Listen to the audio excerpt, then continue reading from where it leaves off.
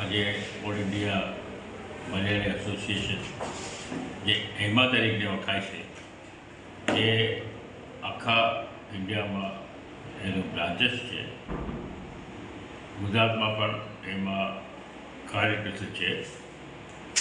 પણ એમનો આ 15મી ઓગસ્ટનો એક પ્રોજેક્ટ હતો કે રંગ પૂરવાનો, કલર ધ નેશન.